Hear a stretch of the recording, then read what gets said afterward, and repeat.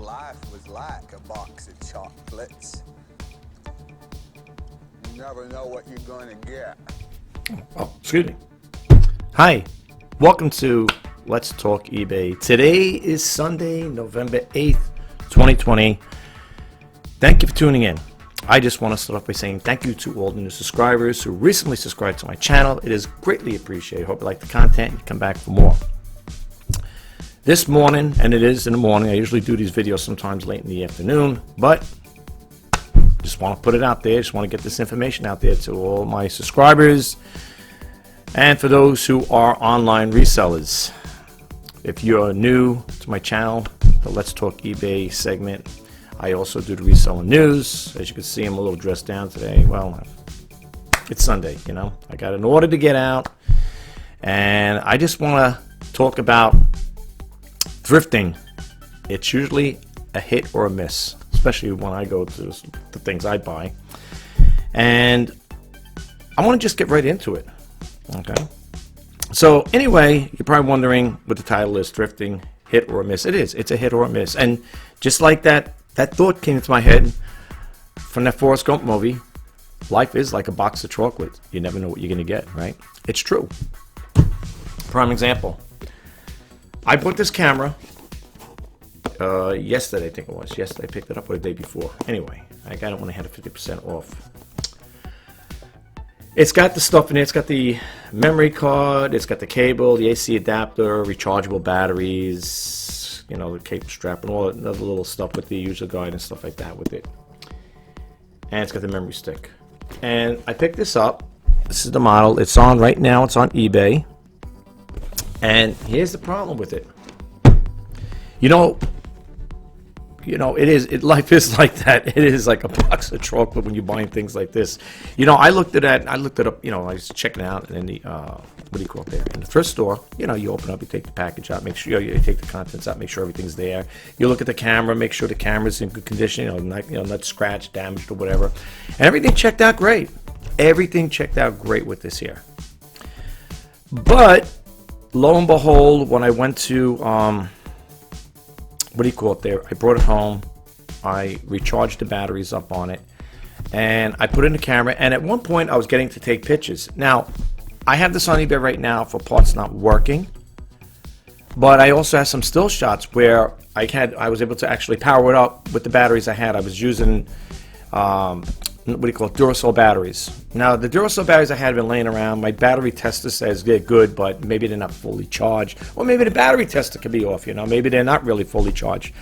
But I was talking to my brother about it. He goes, well, with these things here, with cameras, with anything, it goes with anything. If the battery's weak, it might, and doesn't have enough power to power it on, you know, to make the telephoto lens pop out, whatever, to perform all its little multi-functions in there, it may not work properly. So I tried a bunch of different batteries. I tried Duracell. I tried Everready. I tried a whole bunch of different ones. At one point, I was able to take pictures. Literally, I did. I was able to take pictures. And my brother said with the rechargeable batteries, you should let them charge for a good so many hours, 4, 5, 6 hours, whatever. You know, give them a good thorough charge. I then tried again. Those batteries, I tested them out again with the battery tester. They're showing that they're good, right? They're showing that they're good. And after I charged them up, I tested them out again with the battery test. I put them in. The camera, you could power it on, but it goes off right away. So, I don't know. That's why when it comes to electronics like that, folks, and the thrift store I deal with, now today they have 50% off again. They had a 50% off a couple days back. They have another one. They're giving out a lot of 50% sales off. It's for, you know, they think it's for Veterans Day or whatever. I don't know. It's one of those days we're coming up. And it's for today, for Sunday. I'm not going to go. I think I have enough stuff on there right now. I think on eBay, I think I have 171 items listed. And I really, really don't like selling items for parts not working. Excuse me. Because for the simple reason is people might get the impression this guy sells all broken stuff. And it's not meant to be that way, but it just happens to work out that way. Now, I could probably put in the description that this item does work, but technically it don't work. You know what I'm saying? I mean, I'm able to power it on. I got some screenshots, and I'll show you. Well, I'll take you there to show you that it does power on. I mean, the thing does power on. It just doesn't, when you hit the select dial to go take photos or videos, it powers off. Now, it could be a fault. Maybe it's a faulty switch. The selector switch could be faulty. Maybe there's some kind of continuity problem between the battery and the unit itself. I don't know. I mean, if people might say, well, could you try using it with the, I just want to adjust my little camera here. Can you try adjusting, can you try putting fresher batteries in there and see if it works? I don't know. My brother gave me rechargeable batteries he has, and I plugged, I put it in. Everything worked good. I was able to take pictures and everything. So it could be a battery issue. Maybe the batteries are not that good. I don't know. And he also said, when was this camera made? When was it manufactured? I don't know. I was trying to look for a date on it. I don't know if it was manufactured in 2003, 2000. I don't know. I mean, the rechargeable batteries, I could picture them going, eventually not holding out the charge thoroughly. But they're Sony CyberShot batteries. Those are original batteries that came with the unit. So, needless to say, I listed on eBay, and I'm going to, whatever I can get for it, if I can get the money I pay for it, that'd be great.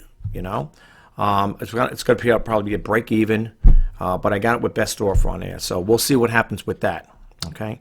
I want to go over some of the stuff I have. The other thing I picked up the other day was this nice, again, Sony. This here is a nice Sony wireless, headphone set. Infrared, whatever, stereo one. Yeah, well, let me put my glass on just to give you guys an idea. So you want to look them up, it's up to you. This is the Sony cordless stereo headphones, and the model number is MDRIF240R. Tested, works good, great, actually works great. I was sitting there watching the video yesterday with it for a little bit, and I said, I like the way they sound, And you could up the value or the volume up on your keyboard. So, if I guess they make it really super loud. They really sound great. And I'm including in there, well, of course, you're going to get the original AC adapter that comes with it, the Sony AC adapter. And I'm including this here. It didn't come with it. All I got was the adapter on that. And I'm using this here. I'm including this with it. It's an audio cable that you would plug in. Let me just take the base off here. You would plug it in up here and here, like this. You plug it in that audio slot there, and then you would plug this into your. I'm using HP, so with the HP I could just plug it into my stereo. I got a record, a button here for the headphone jack. I just plug it in there, boom, it's done. Works great. Test that, works great. If any of you guys out there who are followers, I don't know, maybe you might purchase from me before. I don't know. I'm just throwing it out there, folks. Especially if you're a first-time subscriber or first-time viewer. I offer 30-day money-back guarantee, and I do offer on all my listings, for majority, I'd say 99.9% of the listings, all have best offers on them. Okay, so if you see anything you like on there, don't let the prices intimidate you. I think that's what happens too, folks. The other thing too with this here, I think when it comes to listing stuff on eBay, because we do our comps, we do research on it. We could only do so much, right? I mean, you're not going to go through thousands or hundreds of. I don't. I pretty much, I go through a few of them. I see what other sellers are selling for. And my rule of thumb is, and it's very basic, that's not even considered a rule of thumb, I don't go too high, I don't go too low. I try to stay right in the middle. And in some cases, like I said in other videos, sometimes you even got to go below the middle. Sometimes you got to drop the price even more. Now, I have some there that have watches on them, more than some have 6, I think, or 5, or whatever. They count, eBay counts it down, 6, 5, 4, 3, 2, 1. It's like that there, That's how it works with eBay. And I was watching a guy on YouTube today, and he was saying, about using the best offers or send offers to people. Now, eBay puts that in place because I think they know, and for those who do follow me, you heard me talk about this before. There are 25 million active sellers on eBay, according to the Google search I did. Okay, you could do it for yourself. You could check it out for yourself. I may be wrong, or maybe Google's wrong. I don't know, but that's what it is. And the thing is, I find that with that much competition, it's gonna take a lot of work, a lot of research to try to get you higher in the search rankings to, be up there. And I myself personally, I try, on numerous occasions to recertify, I call them recertify my listings. In other words, go over them again, the ones that have been sitting there for too long, for over, let's say, 6 months or a year, whatever. Well, if anything for a year, I really like to just either donate them or just drop the prices so low just to move the merchandise out, get rid of it. They call it stale merchandise. Well, it is stale. And I do have, and I'll be upfront and honest with you guys, I do have items that have been there for months on end, even sometimes it could be a year or better. And some people say, wow, you let something sell it, stay there for a year? What am I going to do? I mean, I'm going to the thrift stores to buy it. Even if you're getting for half off, what are you supposed to do? Buy it and then donate it again? I mean, that's the reason why I go to thrift stores, to buy stuff to sell, to make a little profit. And that's why I said with thrifting, going to thrift stores, it's a hit or miss. This camera was a hit or miss. I picked it up. I bought it. It looked well. I looked in the store. It looked pretty good. Everything looked copacetic. It looked like, hey, this was pretty well taken care of. There's no scratches on the cameras. Usually, when you go to the thrift store, I deal with, the cameras don't come in a box. At least it comes in the original box. They got the cameras on the shelves. People pick them up. They drop. They fall. I seen cameras where they were broken. The lens was broken. The thing was scratched. I didn't know why the thrift store leaves it there. Maybe someone should bring it to their attention. Say, listen, this thing's broken. No one's going to buy it. Take the sticker off and throw it in the garbage. But people do. I don't know why. I don't know who would buy a broken camera, but people do, probably would. Now, people might say, well, is anybody going to buy your camera? Why, do you think anybody should buy? Well, it depends. If you're a camera technician, this might be a minor thing. It may be a major thing. I don't know. I have a Sony CyberShot. Mine's a 3.3 megapixel, I believe. And what happened with mine, if you're a guy like me, I love the product. I love Sony's, and I love the Panasonic is my two favorite electronic things. As far as computers, I have the HP Ensemble, basically HP laser printer, all the HP all-in-one, HP laptop, webcam. I'm talking right now. I'm HP'd out. Outside of my Logitech keyboard, which I picked up for like $7, $8, whatever. And I got the whole kit and caboodle. It had to buy in separate, so I bought the mouse, the wireless mouse, and the wireless mouse with the receiver and the keyboard. Really nice. I really love the keyboard. And I like it because it's wireless. I can move back and forth. The other way I always had to keep it there, and the wires always got in the way and stuff because you had wires. I had a wired mouse and a wired keyboard. And the last thing we need is more wires. So anyway, when it comes to buying stuff like that there, I like Sony's. That's the thing. That's my product. So as soon as I see a Sony camera or a Sony CD player, whatever, in most cases I will pick those items up because I feel they sell, in some cases. And then there's cases where it could be a dud. But again, when you go to thrift stores, it's a hit or a miss. You buy it and they tell you right there and then there's no refunds or exchanges. I couldn't go back and tell the guy, hey, listen, I bought this thing, it doesn't work, and I want money back. Let's say, that's store policy. So, that's basically what I want to throw out there to you guys. I want to go over some stuff I picked up, and I want to show you the stuff I bought. And this is the Let's Talk eBay segment. So you might say, wait a minute, don't you usually talk about other things, like do a little news in between?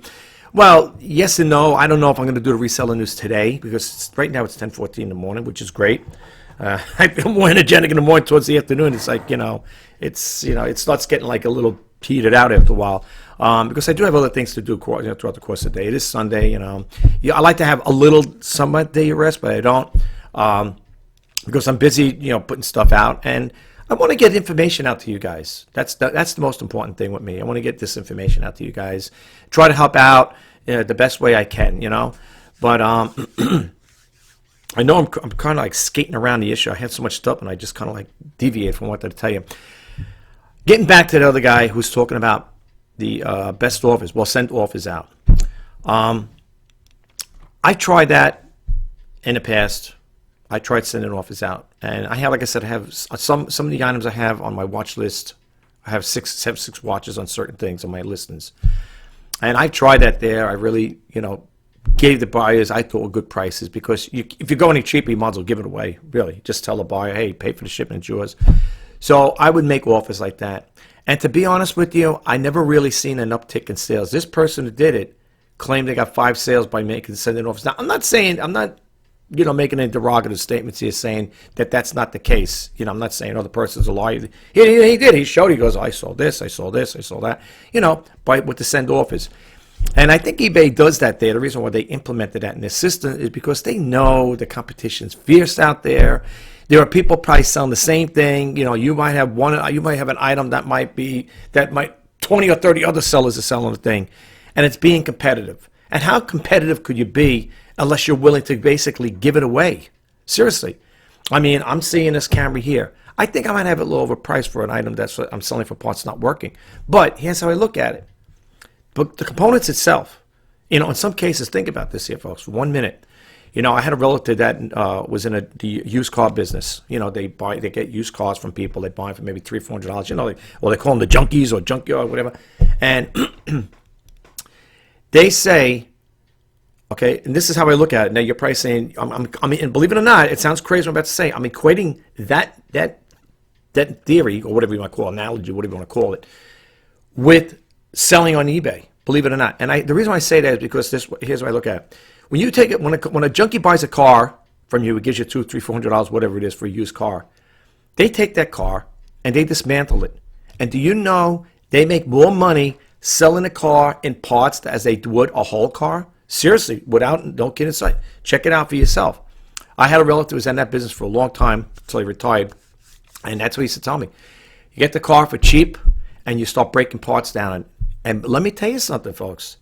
People, if they want that specific part, they will buy it.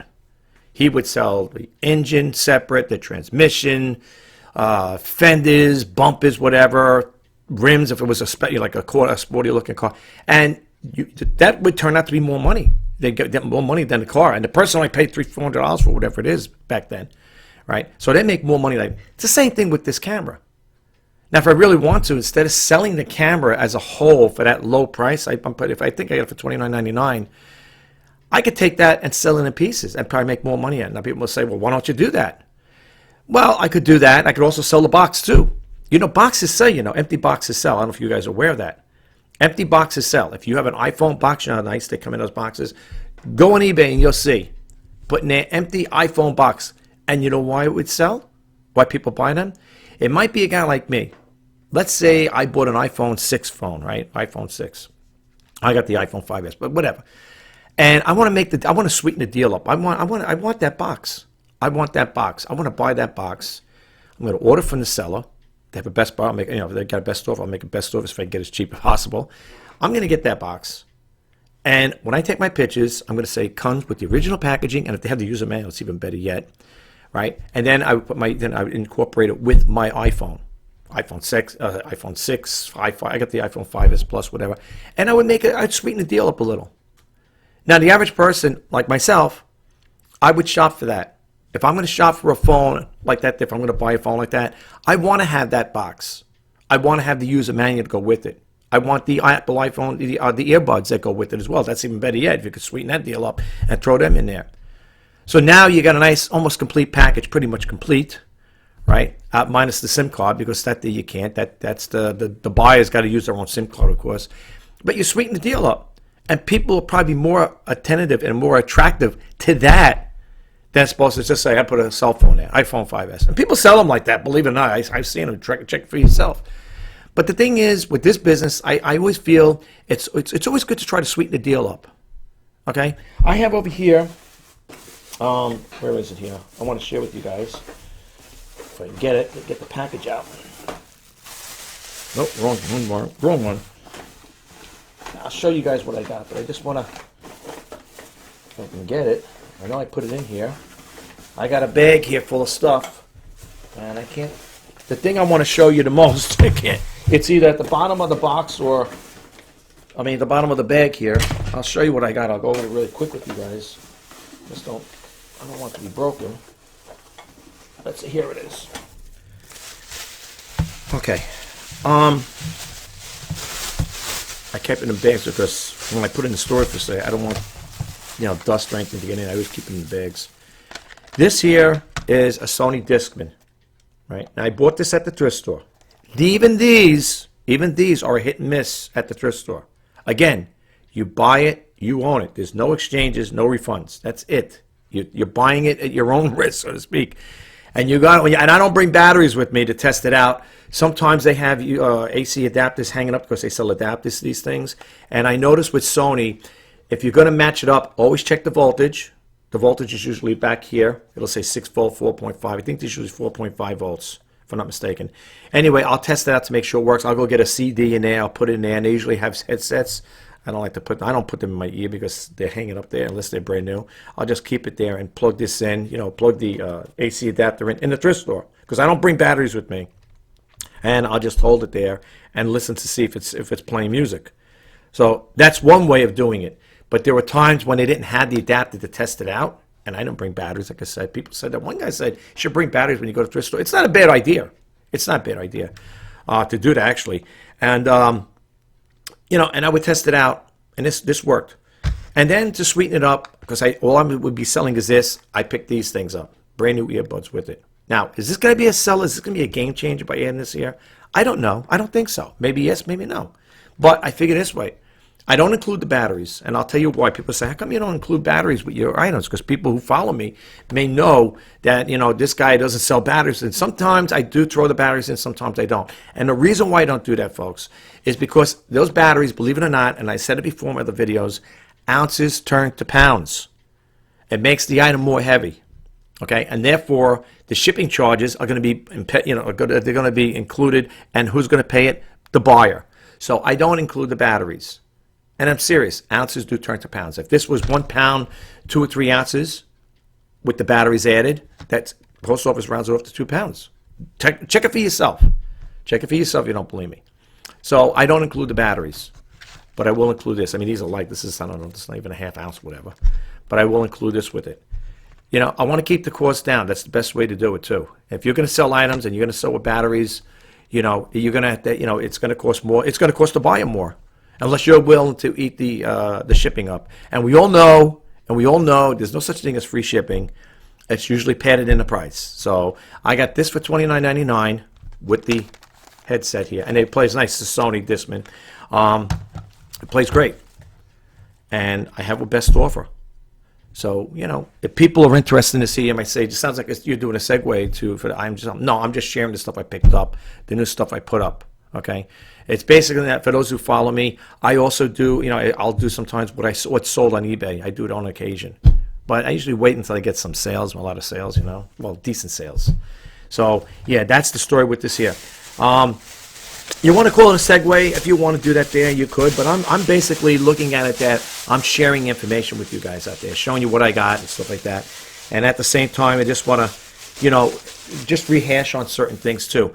But like I said, with the send-off is you could try it. I tried promoter listings. I didn't really see a big uptick in sales. I also did a 10% discount on a lot of the items I had. I didn't see a big thing on sales. So for me, again, it's all, like I said, it's all a hit or miss, Thrifting is a hit and miss business as far as I'm concerned. There may be people out there beg to differ. The other thing I have is I got 3 of these little mini boom box. Now, my brother told me, he goes, these things are pretty good if you can pick them up. He goes, they sell, believe it or not. He goes, people like these little things. The ones I'm selling have been tested and worked. They work good. They all work, all 3 of them. And this one here is the gold tone one. This one here has like a headphone jack in the back here, which I never really seen too much in these here. And there's other ones I have buried in here somewhere that have it. I think the 2 here. Yeah, wait, these are 2, yeah. And I have these in here too. These are all listed, by the way. The items I'm showing you are all listed in case you're interested. I got 2 of these here. These are Suntone. Yeah, Suntone. I got 2 Suntones, it's funny I'm showing you this stuff. There's a guy on Facebook that does live auctions. He does it live, and I guess he tells people, hey, if you want to buy them, check it out. But I never thought about doing that. I should. So here I got 2 of these here. So these are the same. What do they say? Twin speakers on them. So yeah, twin speakers. And this is the other one that I was showing you that has this is a different one. As you can see, it's a little different model. So there's 2 of these and 1 of these. Okay. I don't know. My brother told me, he goes, people like these things. He goes, people buy them. So I said, you know what? I got them that day. I think it was a half-off day, 50% off. And I said, you know what? Let me check it out. It's going to move into the side for now. Let me get these over here in the meantime. These got to go in the storage facility. But, yeah, he said, check them out. He goes, people buy these things. I said, what the heck? I got them for a decent price. Like I said, and it was what made it, what sweetened the deal up is I got them for half off, 50% off. So anyway, we got that there. And let's see what else. I got this here. This is brand new. This is Cube. Okay.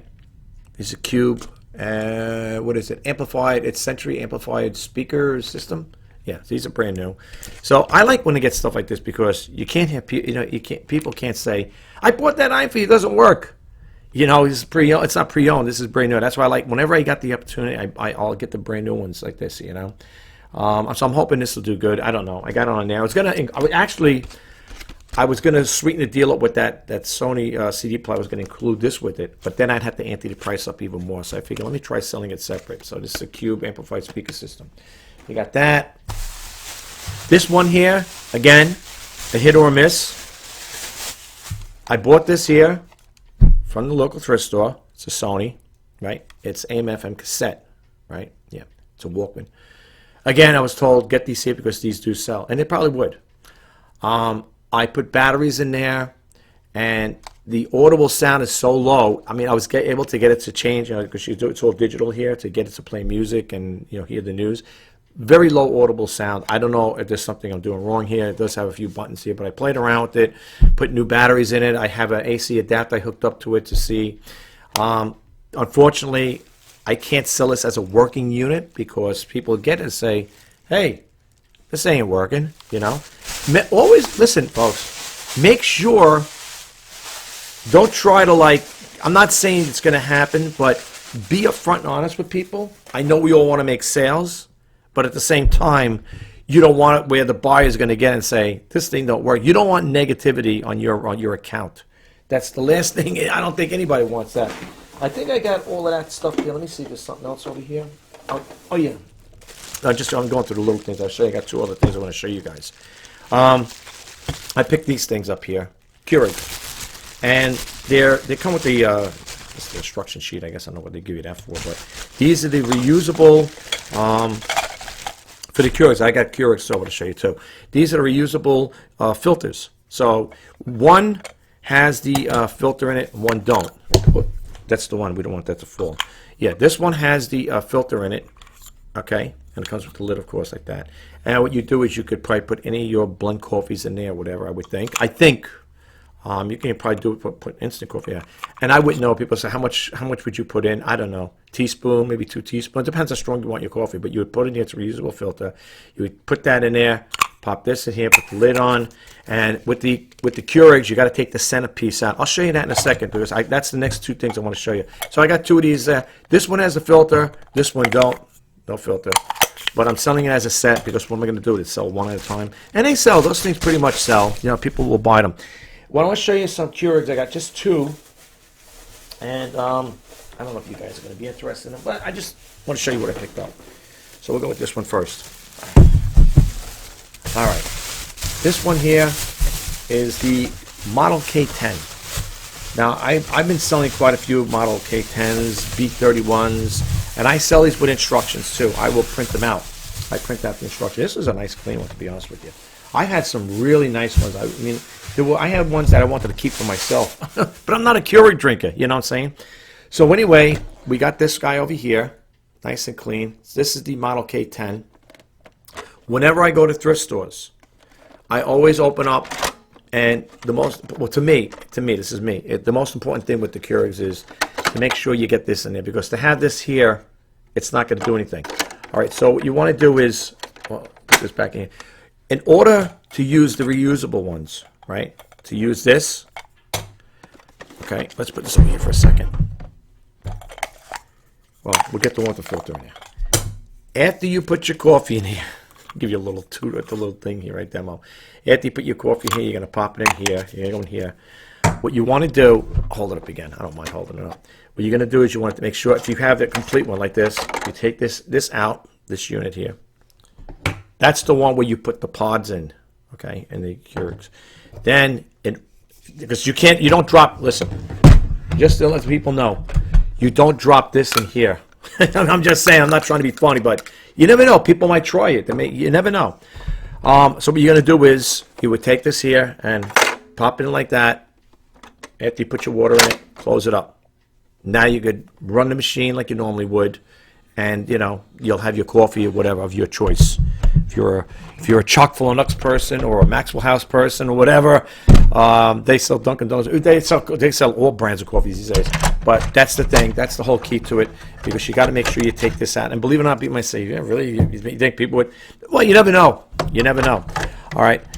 So yeah, when I shop for these here, when I go to thrift stores, that's one of the things I look for in here, and I look at the condition. The other thing is, you look in here, you want to see if it's really, sometimes it gets water stains in there. Like this is a nice one here. All right, there's not really water stain. It's pretty clean, to be honest with you. It's pretty clean. You know, if you look at my listings on eBay, I'm 100% top rated plus, and I'm also a power seller too. It makes a difference, but just thought I'd throw it out there. It does make a difference when it comes to these things here, when it comes to selling here, and I always make sure the trays are in there. I've sold, believe it or not, it's a two-part place. It's a two-part thing here when it comes to the trays. You know what I'm saying? Sometimes you get them with this, or you get them with this, and but for the most part, if I wanted to sell this again in parts, not that I'm saying I would, I could sell this separate. Here's the thing, seriously, and I've seen this on eBay. I see these being sold separately, and these being sold separately. Okay. I also see these things being sold separately. So in some cases, you may say, well, what are you selling for the whole pot? I'm asking $29.99 for this here. Okay?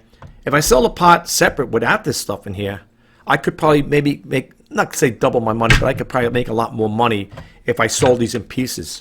Sell this separately, and then sell the unit itself as a working unit, which it is working.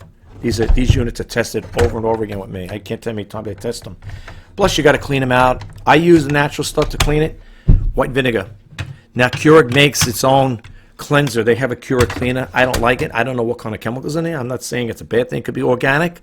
But when you're going to clean these Keurigs out to run it through the machine, you're better off doing it with white vinegar, with water and vinegar mixture in there, and just measure the cupful, and just let it run through the system a couple times. If you're going to, what do they call it, descaling? Something like that. Okay. Also, with that in mind, I'm very descriptive with things. I will tell people up front if it's got scratches, nicks, or chips on it, whatever.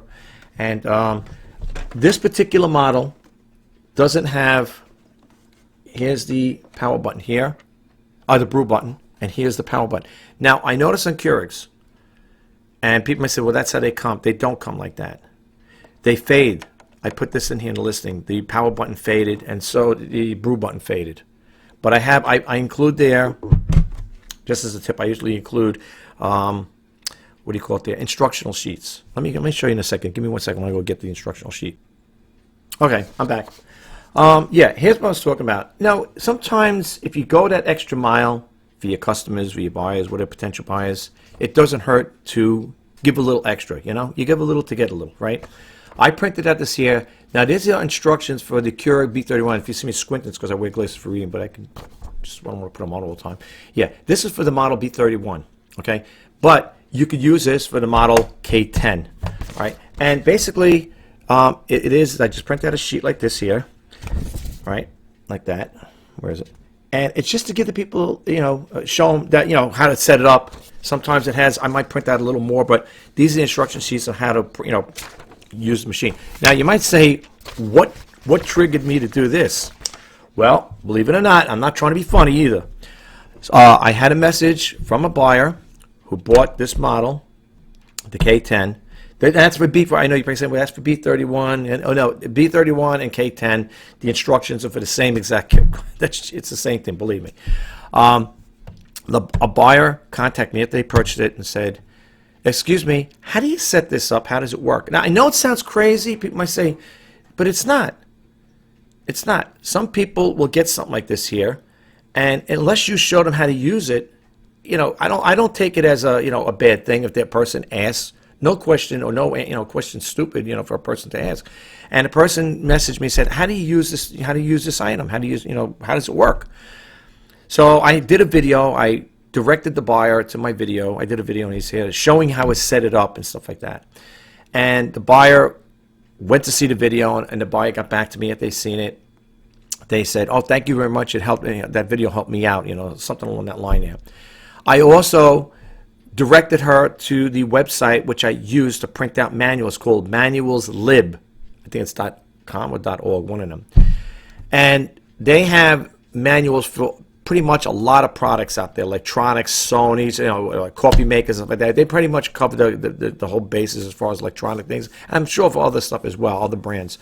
So anyway, I gave it the URL to that there. I said, check this out, and you could read the user manual online. But to keep it more cryptic and whatever, And to be on the safe side, whenever I sell these here, I always throw these instructions in there. I only got one comment from it.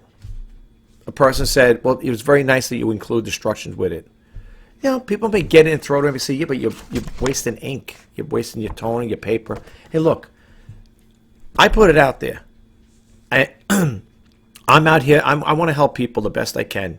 And like I said again, sometimes it takes, you got to give. You know, it's always better. In some cases, it's better to give than to receive. I don't mind going that extra mile. It's not even an extra mile, but just that little extra. If it helps the buyer out, and it does help make a sale, which it probably don't, why not? Why not do it, right? So anyway, that's the thing. And here's the other thing I do, which is pretty good. I think it's a good idea. These don't go in all the way. There's no slot in here to slide this in and put it away. What I do is I get a little piece of cardboard.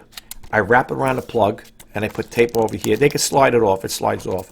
And you know why I do that, folks? You're probably wondering, why would I protect that there? It's not so much to protect the plug itself. It's to protect the unit from getting scratched. That's why I put these on here. Because if you leave the plug in here and you run in the box, and let's say, you know, it's not properly packaged and this thing's shifting back and forth, and then you put it on the side, or people say, well, it doesn't go all the way in with these Keurigs. And even if you put it on the side or you put it like that there, chances are it's going to scratch the unit. I don't like to get the unit scratched. It's in some cases, you know, depending who took care of it, you might get hairline scratches on stuff like that. So I always wrap cardboard on it. If you ever buy from me, I do pretty well. I do pretty good on packaging. Okay, I want to make sure my buyers get their items in one piece, not in pieces. Okay, I do out of my way to make sure. And you know what I tell people too? Hopefully I got your attention still. Before you make any purchase from me, please go and check out my feedbacks and see what other buyers are saying about my service I offer. Seriously, because you know that says it all. I mean, if I have bad ratings like that, that's why I say, if you're going to stay in this business, make sure you give the buyer good, you know, give good service to your buyers, because hey, they're the ones that are putting bread on the table, so to speak, or food on the table. You know what I'm saying? They're paying your bills, so to speak. So you want to take care of your buyers the best you can, and that's the way I do it.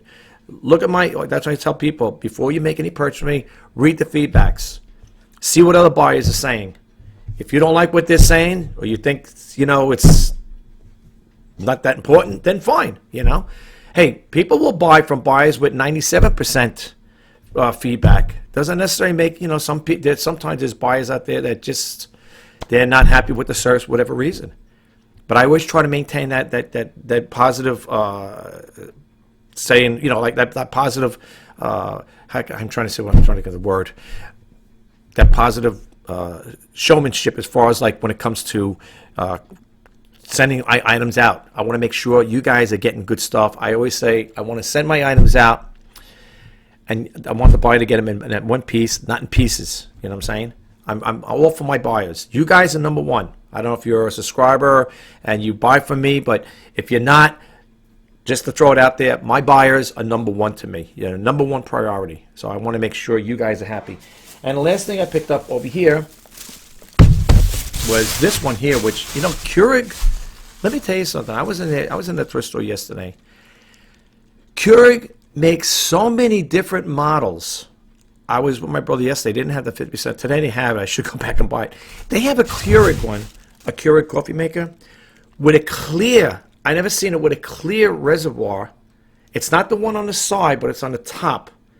And I don't know what model it is. It's all digital, like, you know, you got to hit, it's touch screen. I said, how many items do they make? How many Keurig items are there? I mean, like, different models.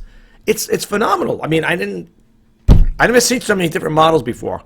You know, they have so many different ones. I sold quite a few Keurigs too, folks, believe it or not. But I came across this one here. I heard of it, but I never seen it. Like, I mean, I never dealt with one. If I did, I don't remember if I saw one like this. This one here is the Keurig Mini Plus. And again, now this one here, just so you guys know, again, I didn't have to do it, but I did. I mean, I really should consider, you know, watching how I spend, you know, yeah, too. Watch how I spend money. But I printed this out here. This is the use and care guide. It's 6 pages. I print out my laser printer. Yes, and I did use 6 pieces of paper. But you know what? It's okay. will it be a selling point? Probably not, but that's all right. Anyway, here it is. This is the K Mini Plus. It's the pink, and I made one of these little cardboard things on here to put over here, but as you can see, with this one here, it goes into the back here. They made a slot for it where the key or the electrical plug pops in here. This is a nice unit. It's very narrow, not like its predecessor over here. It's thick, and this is a heavy one here. The instruction is going to fall. If you look at the two and compare side by side, see. But whoops, how's it going? I'm sorry. Everything's like opposite on here. But you can see this one here. This guy here is heavy. All right, a lot more heavy than this, I'll tell you that. And this one here is nice. And again, the same thing I look for. Make sure it's got the tray. I like to, whenever I get these here, I like to make sure it's got the removable tray. And the same thing. I could do this little thing here too. I could sell, same thing what I told you before. I don't want to waste too much of your time. I could sell this thing here too. And whoops, let me just make sure I don't break it here, because this is on eBay. So I'll put that in there, right? And I could sell this in parts too. This one here pops up, same thing. It's got that same K-cup thing here for the pod. These are single cup makers, single coffee cup makers. Let's make sure I put that in there. Okay. And well, make sure I don't want to break anything here, folks. I'm sorry, just give me 1 second here. Okay, gotta make sure it snaps in because you don't want to break these things.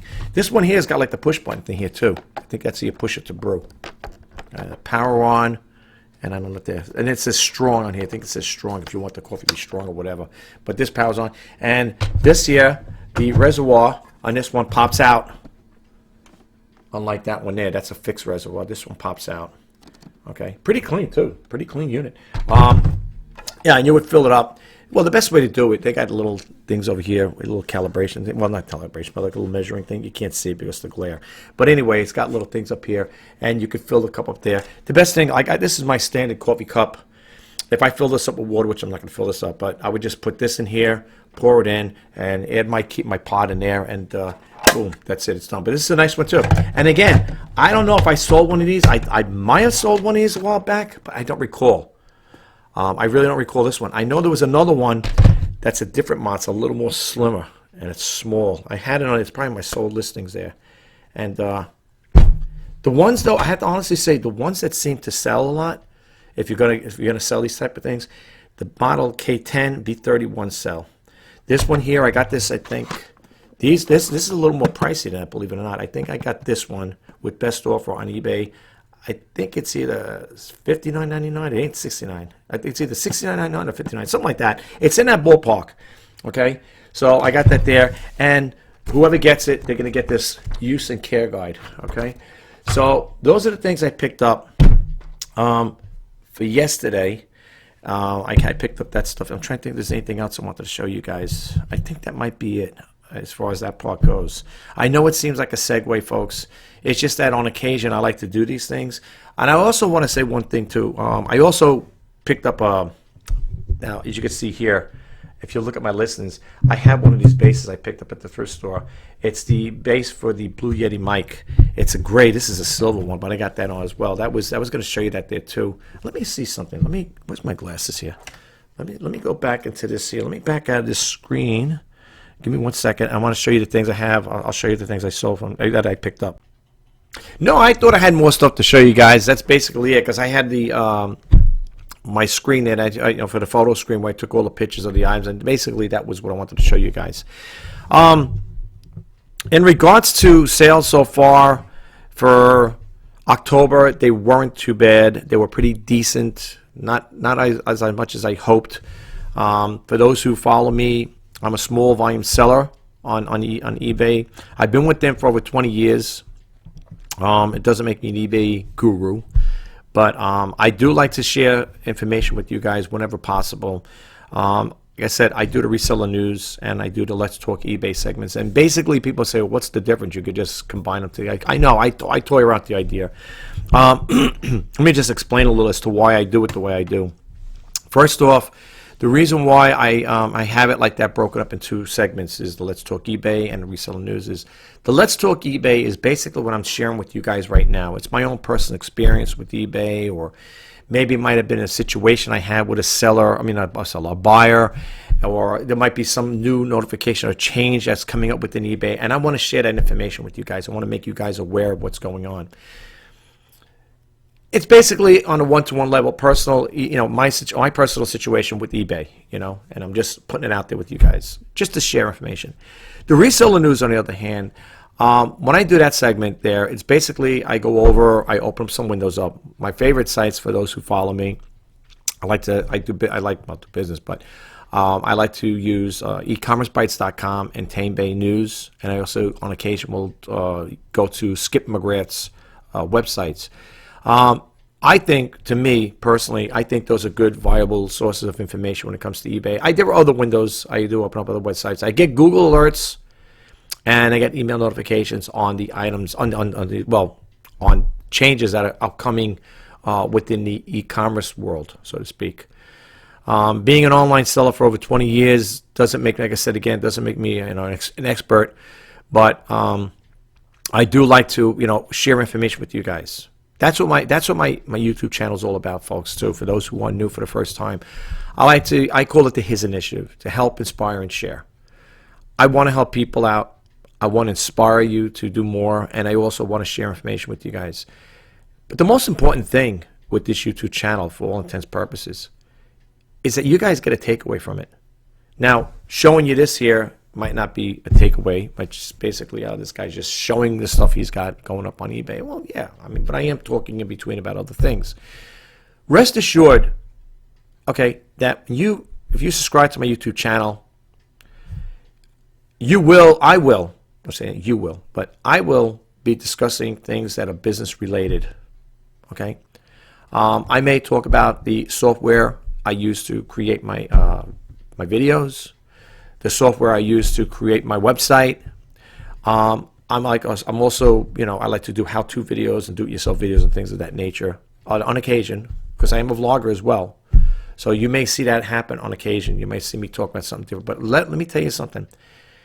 It's not to hurt you or anything. It's to help you, not to hinder you, okay? It's going to help. The information I put out is to help you guys, all right? And that's what this YouTube channel is all about, okay? I want to help you guys out in any which way I can.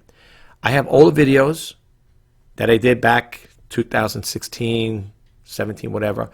And to this very day, going forward now, 2020, I get people who will comment me or message me through YouTube, through the comments, and they will ask on certain things, like when I do demo videos on Sony clock radios or printers and stuff like that, and they'll ask me questions. How do you set the timer on a Sony clock radio? I don't own these things personally. The things I showed you just now, I don't own these things. These are not my personal things, so I really can't expand on it. But I have heard people reaching out to me through comments on those older demo videos I did, and they would say, in some cases, could you be a little more informative, so to speak, in a roundabout way? I like your videos, but could you explain a little more this here? And here's the thing. Here's what I want to say to people like that who do follow me, whatever, when it comes to demo videos, sneak peek videos, intro videos.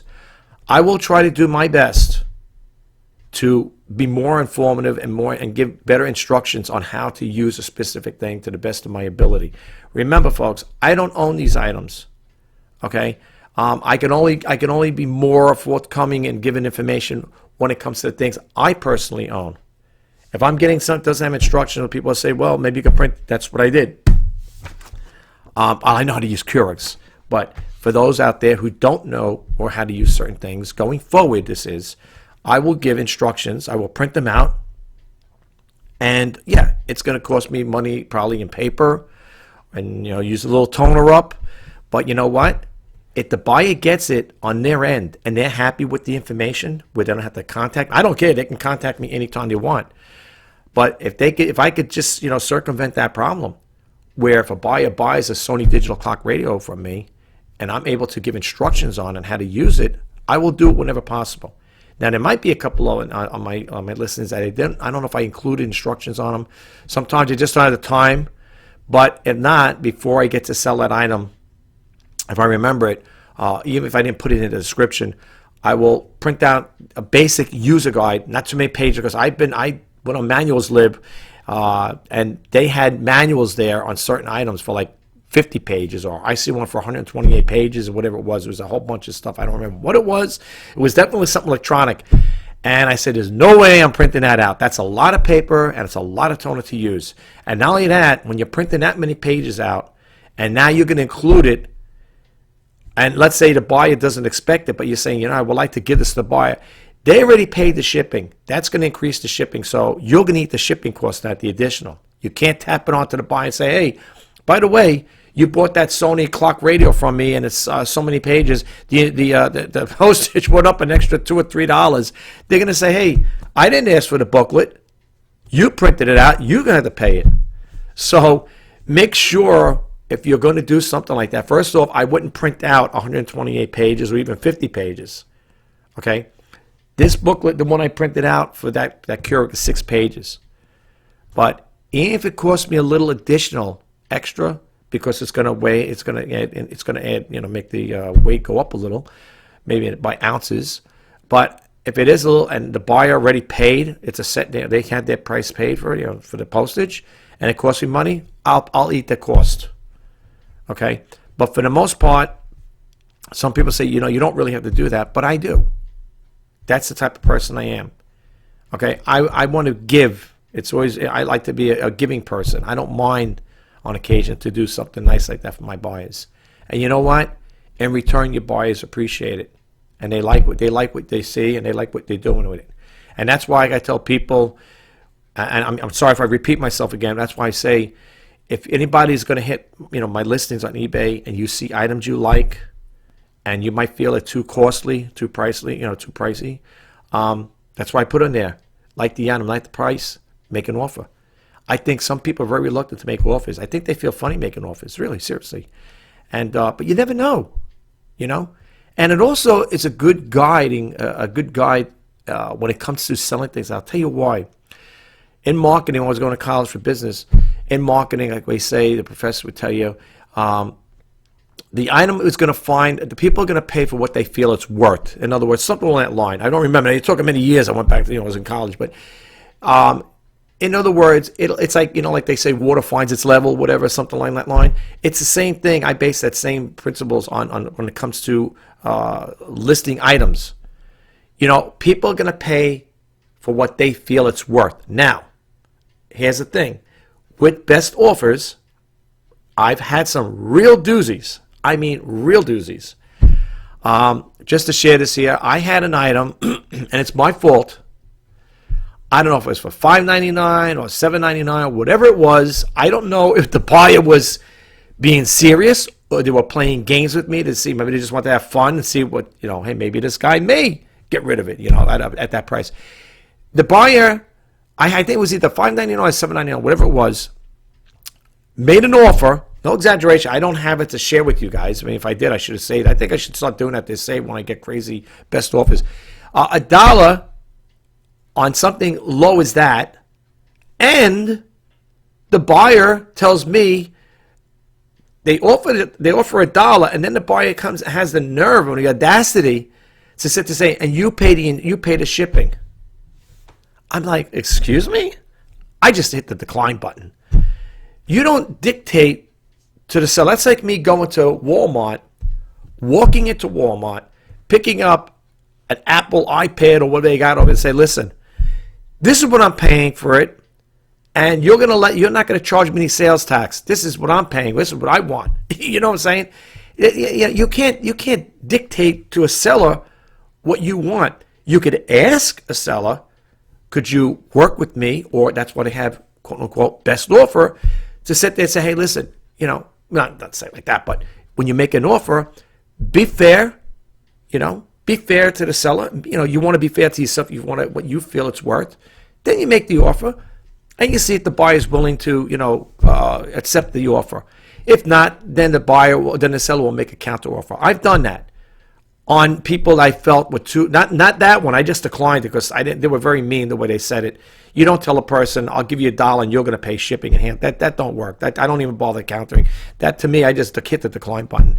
But if a person makes an offer on my items, and I feel it's fair, I will accept it. In certain cases, if I feel it's too low, even if you say fair, I will make a counter with you guys, and then we'll work it out that way. And I went back and forth with people making counters. They would offer me one price, I come back, I make a counter. Then they offer another one, make a counter. So it goes up like in increments, This one person was like, it was like the stock market, It goes up, it goes down, it goes up, it goes down. And then finally in the end, I make that final decision if I'm going to accept that low, that offer that they felt comfortable with. But what I'm trying to say is you could price your item at whatever you want, and you could sit on it for as long as you want. You're the one that makes the final decision in that particular case. But at the same time, sometimes you got to bend a little. You might have to come down, even if you have a target price. Like I tell people this. All right, let me share this with you guys. If you tell me if it makes sense. If it doesn't, then fine. I buy, let's say this camera. I bought this camera for $10. Okay, I bought it for $10. But my target price is 20. Okay? My target price is 20. I got to make at least a profit off it. In this case, I'm making a $10 profit. I will list it, again, for $29.99. You're probably saying, it sounds like you're letting the cat out of the bag. No, I'm using an example. My target price is $20. If they say, I'll give you 20 for it, and let's say I got it for $29.99, and they were offering me, excuse me, and they were offering me $20 for it, I'm going to accept it because that's my target price. I need to make a profit. That's what I'm looking for. That's what my profit is going to be. I paid $10 for it. I want to make a $10 bill off it. So that's my target price. If you set it up like that, where you have a target price, it's just like the old days when people used to buy and sell cars. I'll never forget when I bought an old car, and if I put a little money to it, say I bought the car for $300, whatever it was. Back in those days, you could buy them. I used to buy old cars in the 1960s, late 70s, whatever. And you buy cheap cars like that. You put a little time into it. Maybe you might, add a little stuff to the motor. You might do some little motor work to it. Maybe put spark plugs or whatever, or points, plugs, and condensers back in those days, whatever. Whatever. You may put new tires on it. You want to get a certain price for that because you said, look, I bought the car for $200 or $300. I put $200 in repairs into it, whatever, to make it look nice, and you want to get that money back, then some. Okay, so let's say you get a car like that and you jack it up to $800, $900, but you have a target price. Let's say your target price for that, again, I'm just throwing a number out there, is $600, $700. You list the car for $900. People want bargains. They want to feel like I got a deal, And person comes by, you throw it back, and then we used to use it was called the bylines. And anytime you look for cars, that was a big thing. You go to the local candy store, whatever, and had the bylines there along with the other newspapers.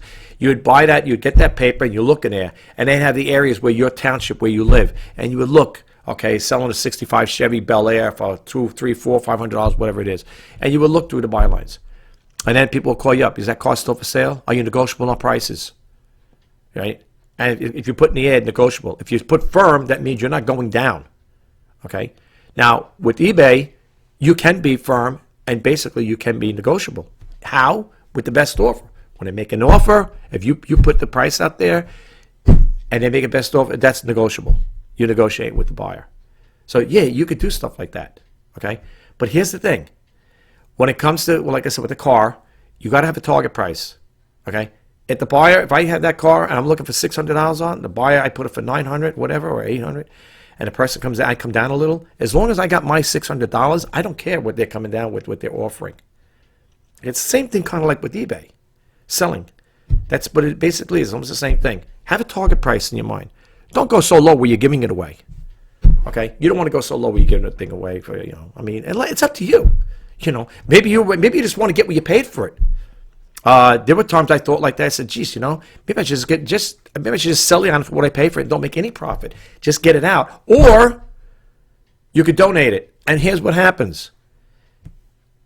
I know a relative that does that. They'll buy from a thrift store. They'll keep the item up on eBay for a while. It doesn't sell.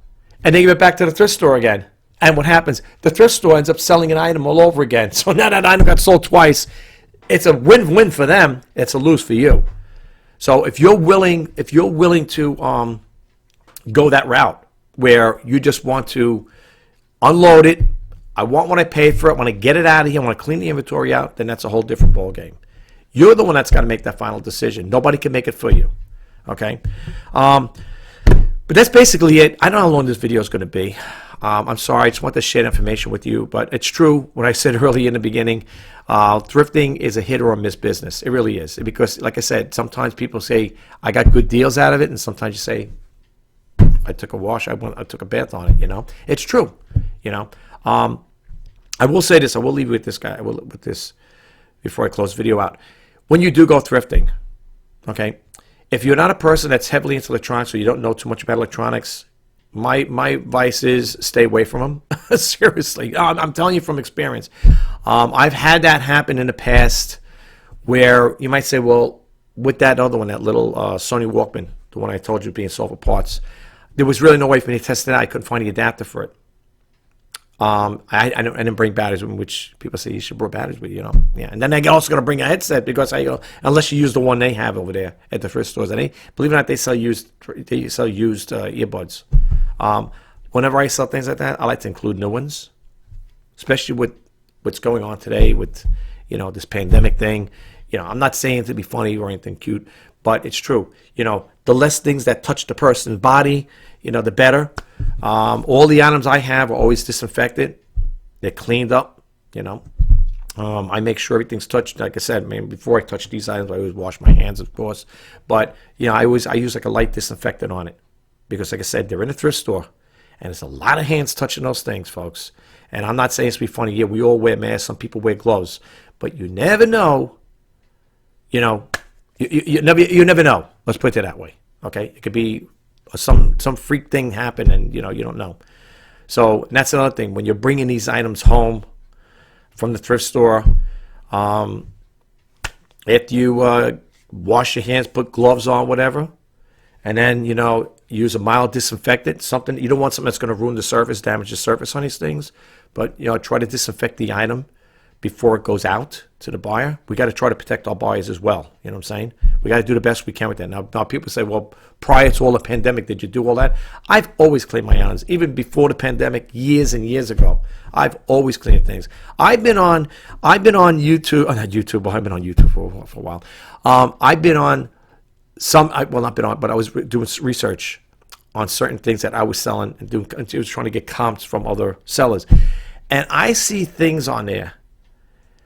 Like this one guy was selling a printer. I was selling a printer and I wanted to use it just to get an idea, like, again, doing comps. This printer was filthy.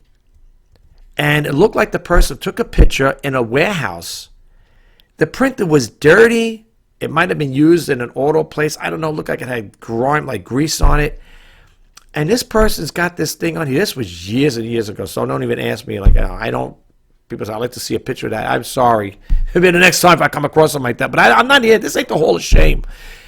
And I'm looking at the pictures. They took like a few pictures. This thing was filthy. And they were asking a decent price. And I said, is this person kidding me? Are you going to really buy this thing? It was filthy. Filthy. Even some of the things that I do comps, like on even certain things with Keurig, stuff like that. Some people will put them up there. They'll just like take a picture, snap away, and you put it on there. Remember one thing, folks. You want the item that you're selling to be appealing to the buyer, potential buyer.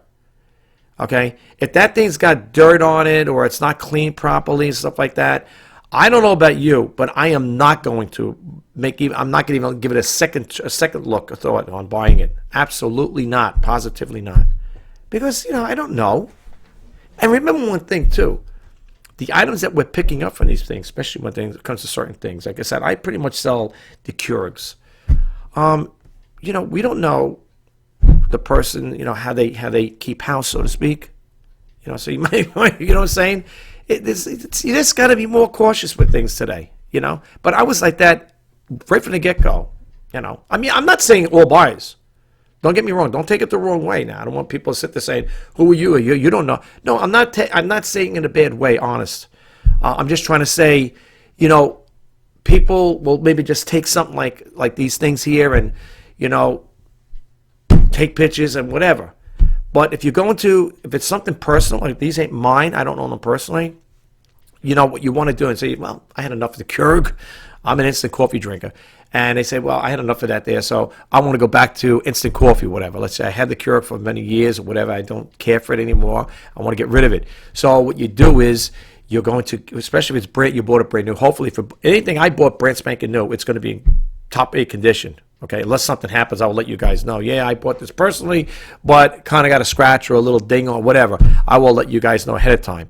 But for the most part, if I buy something like this, the way I bought it from the store is the way it's going to be sold by brand new. If I bought it brand new, it's going to be sold like almost like brand new. But if you're going to sell it, you know, descale it, put some alcohol, you know, put some white vinegar in there, clean it up, you know, make sure you're cleaning the inside, the reservoir where the water goes in, you know, make sure everything's all, you know, copacetic, everything looks good, and then, you know, snap some pictures and then, you know, put it up. But for the most part, you know, it is what it is. But listen, guys, it's getting late. Well, not getting late, but it's getting later in the morning. I want to do this video. I don't know how long it's going to take, but I do hope you guys do get a takeaway from the information I have. And if you get a chance, I hope you do subscribe. I hope you like the content. I hope you like me, okay? The content I put out here on this YouTube channel is, well, just for starters, I don't discuss religion and politics, and I don't use no profanity. So I consider a clean, kid-safe channel, believe it or not. Seriously, a kid could watch my YouTube videos, and it's not going to, you know, I'm saying I don't do zany antics. You're not going to see me jumping out of planes. You're not going to see me mountain climbing, cliff hanging, you know, doing cliff hanging, whatever, you know, doing crazy things. I don't do things like that. Even though my category is entertainment, that's not the entertainment I produce to people to watch. So if anybody's looking for that, those type of things, you want to see people, you know, jumping out of planes and, you know, parachuting or whatever, you're on the wrong channel. Seriously. No, I don't do those type of things. There's no zany antics here. So I just want to let you guys just throw that out there. The other thing, like I said again, just in closing this video out, I just hope you guys do get a takeaway from it. And the most important thing is that outside of getting a takeaway from it, I hope it helps. I hope it helps. I hope that, you know, the little information you get from it, it's helpful to you guys. You know, like I said, I do videos that, you know, sometimes it might be not eBay related, but I rest assured it is business. It's going to be business related somewhere along the line. It's going to, even when I talk about the software I use to create my videos. I said it before, and I'll say it again. If you are an eBay seller, I highly recommend, or I think that you guys should go and get, you know, set up a YouTube channel. I see a lot of eBay sellers out there that have YouTube channels, and there are a couple out there that I could talk about. I'm not going to give their the URL to go there to check out their sites because they're doing very well for themselves, believe me. And I will share this with you. The ones I do follow do make sales from their sellers, from their subscribers. How I know? Because this one person I was watching said one day they did a video. I just happened to watch the video. And the person said, over the weekend, they had 53 sales or something like that. I said, wow, that's awesome. Over the weekend, according to them. And the person said, out of those 53, if I remember that number, 30 of them, I think, were from subscribers. Or he likes to say viewers, but they're subscribers. Or maybe they were for viewers. Well, either or. I think it was subscribers, I think. That's not bad. So if you have a YouTube channel and you do videos similar to this, what sold videos, what you purchase videos, you know, I can only help you. It can't hinder you. It can't hurt. So that's what I'm trying to say. I highly recommend that if you guys are thinking about selling on eBay, or maybe you're just hitting this for the first time, I think having a YouTube channel in conjunction with eBay business is going to help you. How much help is it going to do for you? Is it going to boost your sales up? I don't know. I'm not a fortune teller. I wish I could tell you guys. I don't know. You know, but it can't hurt. And the nice thing about it is, when having a YouTube channel, you know, you could express yourself, especially if you're an eBay seller, or maybe you're a small business guy, person that doesn't sell on eBay, but you have a different type of business. Maybe you might be a business that, I don't know, maybe you're in the carpentry business or a plumbing business, or whatever, and you want to share things with other people like that. How-tos. I do some how-tos, do-it-yourselves and stuff like that. But that's, like I said, I did that a while back. They're in the midst of all those over 1,000 videos. I don't know which one it is. Some people said, the only thing I can tell you is if you ever want to check out some other videos, in the beginning, my videos ain't great. I'll be upfront and honest with you guys. You could see the difference between now. Well, I can see the difference between now and then.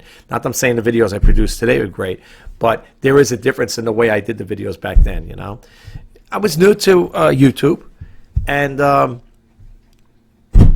I didn't know what to do a video about, you know, to create a YouTube channel about. So I started, I have to say, and I say some other videos, I have to give kudos to eBay. They're the ones that got me started. People say, how so? Doing demo videos, sneak peek videos, and intro videos. What I would do is I'd go to the store, the thrift store. I'd come back, set my webcam up, which is set up now, and I would talk about, hey, this is the stuff I bought. And then I would do demo videos, like with the Keurigs. Like I say, okay, this is the Keurig K10. This is how it works. You put the water in here and so on and so forth. I do videos like that. And believe it or not, when I look at my YouTube analytics, I look at some of those old videos of the past. One of the videos, I think was the Keurig one. I think it almost did almost 2,000 views. That was going back years ago, but I'm just trying to say. So people do watch videos. And that's what I'm trying to say. You might say, well, to yourself, geez, if I start a video, YouTube channel, who's going to watch? People will watch it. Believe me. It's not going to grow overnight. But you never know. One never knows. Look, to date, and I want to say this before I do close. Serious, I know I keep saying I'm going to close the video. I just love talking to you guys. I love sharing information. I just, you know, when you're doing YouTube by yourself, you say, well, are you a family man? Yeah. But the thing is, when you're by yourself, at times, my daughters are all there. They're doing their own thing. You want to share things with people. And people might say, well, that's, you know, because a person's lonely, they just want to just share and talk. It's not a question of that. It's just that I'm a person that has a lot of stuff I want to share with you guys. I want to bring things to your attention to help you guys out. And having a YouTube channel, you know, is inspiring in some cases, because I watch other people who started YouTube channels, and when I look at the way they came off and started it and stuff like that, it just, and because some people put their heart and souls in this stuff. They really do. They put their heart and souls into creating these videos. I do. Sometimes takes me hours to do videos, to edit out, and you know, because I got to listen to it and it's like, I don't want that. Yeah, I cut that out. But if you ever look at some of the stories of people, how they started, stuff like that, it's really inspiring, and it really makes one think, say, hey, you know something, this person, if they could do it based on their own experiences. Some people like to do vlogging. They won't do stuff, you know, they may do stuff like I do, some don't. But people have become very successful doing their own vlogging, and daily vlogging. You know, I'm not going to do a vlogging like that. I think I did one like that a long time ago. I can show you in the morning, getting up, have a cup of coffee, or sitting down and looking at something, whatever. I mean, people like stuff like that, you know. But here's what I want to say in regards to that stuff. For the subscribers I have, and this comes from the heart, I just want to say thank you so much. My milestone, maybe you guys can help me, I hope, is to get 1,000 subscribers before the year's over. Now, today is November 8th. I'm hoping before the new year kicks in, I can have 1,000 subscribers. People might say, what is with this 1,000 subscribers? Why are you so concerned to have 1,000 subscribers? Because with 1,000 subscribers, folks, you get little perks with it. You could do super chats. I think you could do other things with. There's other perks I don't remember offhand, but I know with that threshold, there's other things that come along with it. I don't remember offhand, but I do know one thing: in order to be in the YouTube, and then you could also monetize your channel. That's another thing. Some people say, "Oh, that's right, monetizing." Right? It's true. Doesn't make, you know, even if I do get approved, because to join a YouTube partner program, you need 4,000 hours of watch time, which I ran out there. I have more than that, more than enough. It's the subscribers that I need to meet that threshold, to actually monetize my videos and to use the super chat, whatever. And like I said again, there's maybe some other perks that go along with that. I can't remember. But if I can get to 1,000 subscribers, that would be awesome. That really would. That would really be the icing on the cake. And it is hard. And for those of you out there who do want to start a YouTube channel, I just want you guys to know it's not like one person said. I watched I consider to be successful. It's got over 1 million subscribers now. Starting a YouTube channel is not a sprint, it's a marathon. It really is. But let me tell you something. Don't let anything like that discourage you. Seriously, don't let it discourage you, folks, because I'll tell you something. I've been on YouTube channels, and the things that you least expect will get views and get subscribers. And I'll give you an example. I was just doing a YouTube search. I don't know. I typed in something and said, you know, they come up with the, when you go to YouTube, they always got all these different thumbnails with different things and stuff. And I came across this one here, and all it was a video about crushing things, you know, like running over grapes and apples or whatever. And in the video, I talk about this here in my other videos. All you seen was a rear tire of a car running over things, grapes, apples, or whatever it was. They would put it on there, and somebody would videotape the car's tire. Always sees the rear tire running over these things and squishing them. The person got thousands upon thousands of views and thousands of subscribers. I'm not saying they all became subscribers after watching that video, but they had thousands of subscribers. I guess they might do all this stuff. I didn't do a research on them. But I looked at that video and said to myself, are they kidding? This person is running over stuff and is getting all these thousands of views. People, I seen it. It caught my attention. And I was there, and I just would watch it like, oh, okay, all right, you know. Another one is, I typed in one time, scenery, sounds, or whatever, or sounds of the forest, or whatever it was. And folks, you type in things like that there, or sounds at the beach, whatever, you'd be surprised the things people put out. They had one where the person must have set their camera, you know, maybe they have an iPhone or whatever, or a regular digital camera.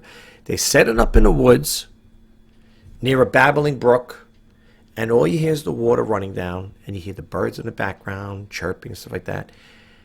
And I look at the comments. The first thing I always do is when I go to those type of channels, those type of videos, I go right to the comments. And some of the comments, they're not bad. Don't get me wrong. I love the sound. I could listen to this all day. Oh, I love looking at the babbling brook there and the water just flowing down. You can hear the water rolling over the rocks, whatever you know. And I'm saying, people like, I could listen to this all day. It's so relaxing, you know. And what did the person do? They went to the woods. They probably took their tripod on, put it up on a digital camera. Maybe let's say they did it for a half hour of video recording. Right, and you could put it into an infinite loop, of course, because you could have it loop over and over again, which most likely they do, because I can't see a person sitting there. Oh, we got another 15 minutes to go. I'm gonna make a half-hour video. You know, I mean, you could enjoy the scenery. You could also enjoy the sound too. But that person who did that there, and I have to say, it was relaxing. It was. I have to sit there, you know, you're hearing the water and you're hearing the birds chirp. It's like it makes you feel like you're there in the woods, and thousands of views. Now, that video got 1,000 views. I'm not saying how many subscribers subscribed to it because they've seen that video, but they had thousands of subscribers. And again, I didn't do the research to see what those people are putting out. Are they doing other nature sounds? There's one where the person goes to the beach. Again, sets their camera, maybe it's an iPhone, whoever. They set it up there, because you know they're not holding it because the camera your hand will be shaking after a while. They probably got it on a tripod or maybe a gimbal, whatever. You know, I have a gimbal that you could just mount it up there and it'll stay fixed. And just listen to the water rushing in and out, rushing in. And people love it. Those are the type of videos you think those people are sitting there thinking, maybe, but they did. And they get thousands of views for it. So what I'm trying to say is, don't let things hinder your thinking. Don't let it hurt. You know, it can only help. It can't hinder your thing.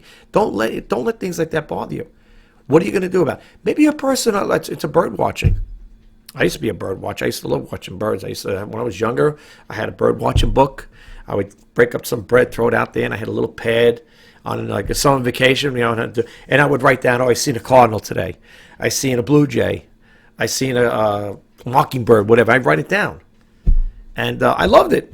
today, to this day, you know, I was talking to a relative. They said, you know a lot about birds. I used to be a bird watcher. I used to do that when I was younger. My younger years, not now, but I know a lot of them, you know. And what was fun about that is you would see where they came from. Oh, they come from the north. They're migrating to North America. And then you wonder, what's that bird doing here? I'd see birds that look like canaries flying around.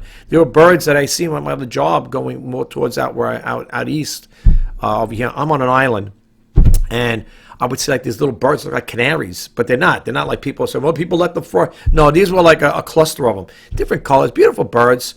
I'd sit in the park, and like I say, I used to like to sit and have lunch out there, and I'm looking, and right near the bushes, like a little ways down, you see all these beautiful little colorful birds. Like, I never seen birds like that. I've been watching birds, you know, I've been bird watching for, you know, for quite some time when I was younger. And I said, I've never seen birds like that, but they're migrating from North America, different parts of the country, the states, whatever, and they end up here, you know. But it was pretty interesting, though. But see, a person like that, if I was into bird watching, I could do a bird watching video. You know, a YouTube channel. Start a YouTube channel about bird watching. And they probably have them up there, too. I think on YouTube, anything you type in that comes to your mind, you're going to probably find a video about it. Just like a Google search. You could do a Google search just about anything. I'm sure you're going to get hits on it. So don't ever let things like that bother you. Oh, geez, I don't know what to do. You know, I want to start a YouTube channel. I just know what to talk about. What's your passions? What's your talent? Are you a craftsman? Do you work with wood? Maybe you could teach people how to do woodworking. You know, or if you're a carpenter, you want to teach people how to build houses. Or maybe not to build a house. You could show them how to build a shed. You could do something small like that. You're a cook. You know how to cook. You know, you got a beautiful kitchen. You set your camera up there. You can teach people how to cook. You know. You're a photographer, person who does do photography. You could teach people photography. There's so many different things. I don't have to go on the list, folks. You know what I'm talking about. You guys could create things, videos, anything. You know, maybe you're a painter. You want to teach people like Bob Ross how to paint, and people will probably most likely watch you. The only thing I will say is this: don't let this and this get you down. Don't let that bother you. I could never understand that, and I think personally YouTube should get rid of it. I think it's kind of foolish for the simple reason is if a person's doing something good, they give you an instructional video, they teach you how to do something. What's the purpose with this? I don't know. I get them on my videos. I don't care. It don't bother me. I get them on some of my videos. I get thumbs down. I don't care. I'm not going to let that bother me. Okay? Because for the few I get like this, how many did I get like this? I don't get that many either. But for the ones I do get, you know, who cares? They should just do away with that thumbs up and thumbs down stuff, you know. It's so stupid. Oh, I think that video stinks. I'm going to get a thumb down, you know. Who cares? You know? Don't let it bother you. And don't let that deter you from doing YouTube channel. You're going to have things like that, folks. The only thing I will say is, like, as far as, like, with comments, I respond to nice comments. If anybody, and I say this in my other videos, if people are going to leave nasty comments, I'm just going to delete them. I'm not going to get in a cyber war with anybody. I just delete them. I will. I'll just delete the comments, and that's it. End of story. I'm not going to get in a cyber war with anybody. I'm not going to rebuttal with you, whether you like me or hate me or whatever. I don't get involved with that stuff. If a comment comes in and I see it's nice, I'll respond to you. If it's something nasty, I will just remove it, because the whole world don't need to see a person who does, you know, who leaves a stupid or a derogative remark about you. You know, it's not fair. You know, to you. You're doing things with good intentions, and you're going to have a person come along and say something bad about you or say something stupid.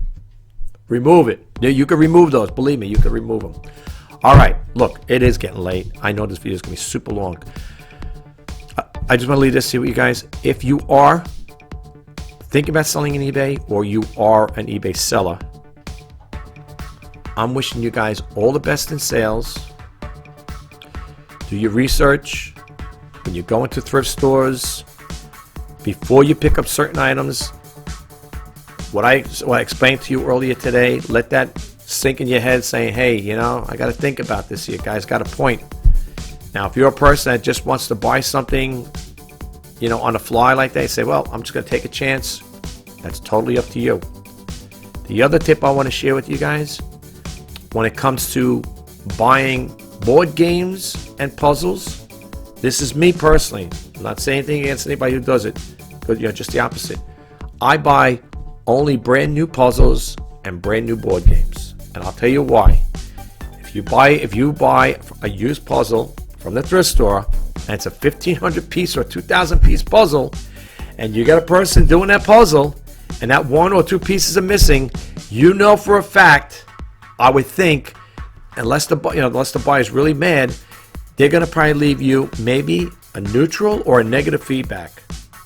Okay, I don't know about you, but I don't go to thrift stores and pick up puzzles like that. I'm not gonna count out 1,500 pieces or 2,000 in a thrift store. First of all, they wouldn't allow it in. What are you gonna do? Where are you gonna put them? Oh, excuse me, walk down the other aisle. I'm counting puzzles pieces over here. And board games. You get a board game like Monopoly. I love Monopoly. You're gonna count those pieces there? The houses, the motels or whatever they got there. There's a lot of pieces with Monopoly. You're gonna count them all? How about the cards? You know what I'm saying? That's my rule of thumb. I will not buy anything like that. I buy brand new puzzles. If I'm gonna sell puzzles, they're gonna be brand new, shrink wrapped and everything. And brand new board games. The same thing, wrapped up with plastic. That's my thing when I go to thrift stores. And I do see them on occasion. But that's the only way I buy those. So I'll just leave you with that there. That's totally up to you. If you want to just think about that for a moment, though. Okay, just think about it. If it makes sense to you, and you say, hey, he's got a point there. You buy a used puzzle. It could happen. It could. So just think about that. All right, listen. If I don't do a reseller news today, I gotta go to. I sold a coffee pot last night, and I gotta package that thing up. I gotta go to the storage facility over there, pick up that pot and box it up and get ready to get it shipped out tomorrow. But yeah, anyway, that's what I got to do. So have a great weekend. Enjoy your weekend. Stay safe. Until next time, my name is Rich Pasini. You're watching Let's Talk eBay for November 8th.